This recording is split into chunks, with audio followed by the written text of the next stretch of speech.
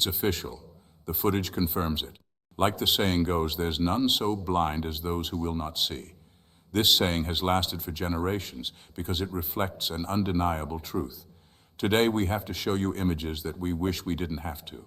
Sadly, the crisis has begun, and it's not just happening in the United States. We're facing a global crisis that's affecting many nations. And the question everyone's asking is, what will the Biden administration do to address this problem that's already affecting a large part of the world? For weeks, even months, we've been warning about this. We've been advising you to save, to adjust your budgets, because the signs show that the worst is yet to come. We're not trying to scare you or be over the top, but it's crucial that we're prepared for what's coming. This is the reality we're facing today. And the images from the Red Sea that we're about to show you are a clear sign of the tensions that are quickly escalating in that region. And what's concerning is that it's not just affecting the United States. It's putting a large part of the world at risk. The situation between Iran, Israel, and the decisions that the Biden administration will have to make play a crucial role in what will happen in the coming days and weeks. Let's start by analyzing the images coming from Singapore. As you can see, the ships carrying food and other essential goods through the Red Sea are completely stopped. The growing problems in this region have worsened as a direct result of the situation in the Middle East. Goods are not flowing as they should, and what we're seeing is a large number of ships stuck in port. This is just the beginning. A solution will likely be found at some point, but unfortunately the situation has just begun and the global impact it could have is immeasurable. But it doesn't end there. While this crisis in the Red Sea unfolds, the United States is also facing several problems of its own. Ports in our country are paralyzed due to strikes that have not yet been resolved, and that has further aggravated the crisis. What we're seeing is a global trade system that's being held back on both ends, which could have massive repercussions not only on the price of consumer goods, but also on global economic stability. In this context, it's impossible not to talk about the price of crude oil in the United States. In recent days, it has risen considerably, and it's not just us reporting it. Even media outlets that usually have a different political stance, like CNBC, have confirmed that the price of a barrel of oil has risen by 8% in a single week. This increase is being driven primarily by fears that Israel will retaliate militarily against Iran, and if that happens, it could disrupt the Strait of Hormuz, which would add a considerable risk premium to the price of crude oil worldwide. To put it in perspective, recently, the price of a barrel of oil in the United States was around $70, which is already high. But if it were to reach or even exceed $100 a barrel, the consequences would be devastating for the global economy.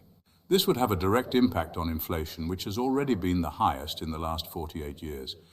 It's important to remember that although the United States is an economic powerhouse, dependence on oil is still a crucial factor in determining the prices of almost all goods and services. This is one of those moments when past decisions begin to matter. For example, Trump recently spoke in an interview about how he would have handled this crisis. While many may disagree with his approach, we can't deny that these are the discussions that need to be had right now. And unfortunately, we haven't heard enough from Kamala Harris on these issues. The current administration has to face the reality of the global economic situation, and we need clear and decisive answers. This is not an attack on Kamala Harris or anyone in particular, but these are issues that need to be addressed seriously. People want to know how these problems will be solved. Inflation remains a constant concern, and with the port crisis we have in the United States, the outlook is bleak. Now imagine what would happen if the Red Sea were to close completely due to the conflicts in the Middle East. The prices of absolutely everything would skyrocket. This is not a new scenario, and that's why we've been warning about it. Many economists also pointed out that the Federal Reserve lowered interest rates too quickly, without considering the global context. Now we're seeing the consequences of that decision, and if inflation rises again, we could be facing a much bigger economic crisis than we already are. And to make matters worse, the lack of an immediate and effective solution to the problems at the ports is only adding more tension to an already fragile situation. Right now, what's keeping things from spiraling completely out of control is OPEC's spare oil capacity. This group of oil-producing countries has been using its reserves to maintain a certain degree of price stability. However, the inevitable question is, what will happen when those reserves run out? Once that happens, prices will start to skyrocket again, and the situation will become much more critical. We can't ignore Israel's stance in this conflict either. We know that Iran has launched attacks against Israel, despite warnings from the United States. It seems that Iran doesn't mind engaging in wars, but the repercussions are serious, especially in terms of human life. These kinds of tensions only exacerbate an already volatile situation. Israel recently held an emergency meeting of its Security Cabinet, in which it was decided to retaliate against Iran. The targets include oil refineries, air defense systems, and Iran's most advanced nuclear facilities. This decision will only worsen the crisis, and if Iran's refineries are destroyed, the impact on oil prices will be catastrophic.